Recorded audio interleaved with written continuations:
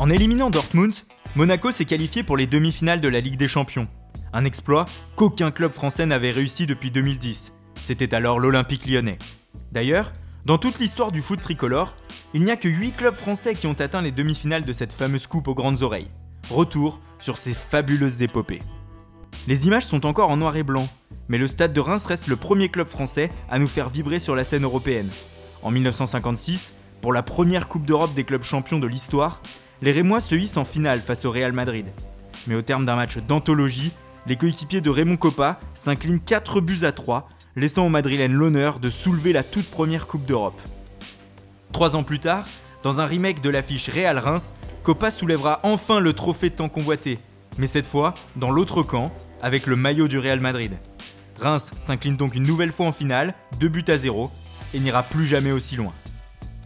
Les Français vont même devoir attendre plus de 15 ans avant de revoir un club de l'Hexagone briller. En 1975, l'AS Saint-Etienne atteint les demi-finales et va tomber face au grand Bayern Munich.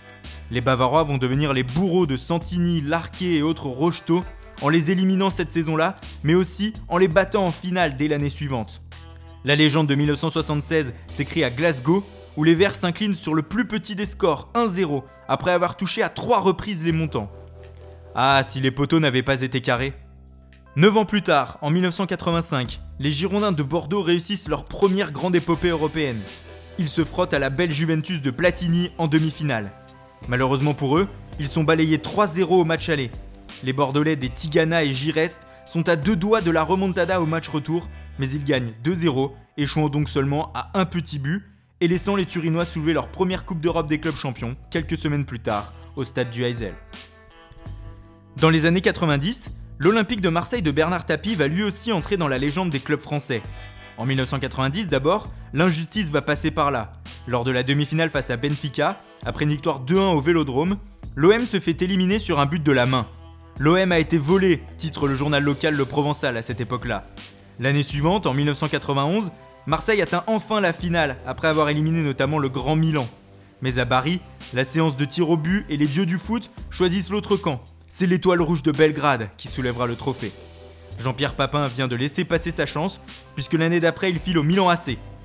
Enfin, l'immense exploit est réalisé en 1993, lorsque Marseille décroche sa toute première étoile à Munich, face aux Milanais. Un coup de tête surpuissant de Basile Boli, et l'OM entre dans la légende.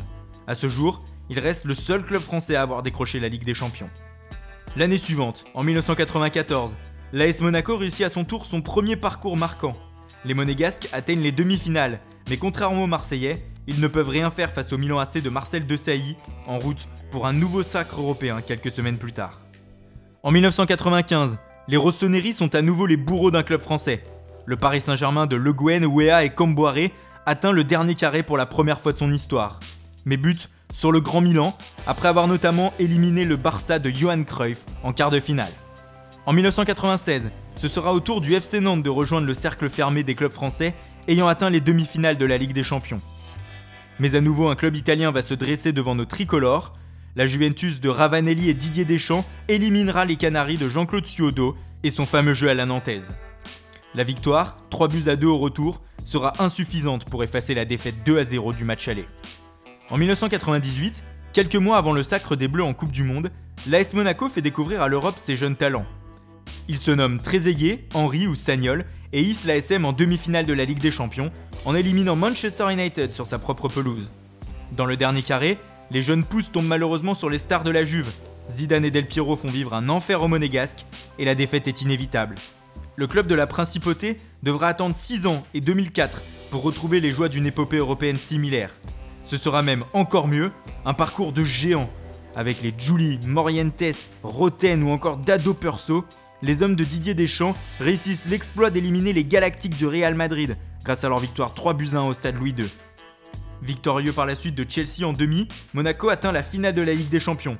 Mais rien ne se passera comme prévu à Gelsenkirchen, le FC Porto d'un certain José Mourinho est ce soir-là beaucoup plus fort que Monaco, défaite 3-0. Enfin, en 2010, après 3 quarts de finale perdus, l'Olympique lyonnais réussit lui aussi à trouver sa place dans le dernier carré d'une compétition chère à son président Jean-Michel Aulas.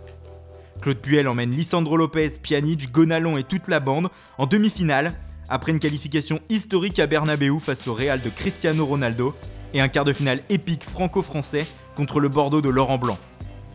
Finalement, en demi, les Lyonnais chuteront lourdement face au Bayern Munich et face à la force de frappe de Ivica Olic, auteur d'un triplé à Gerland.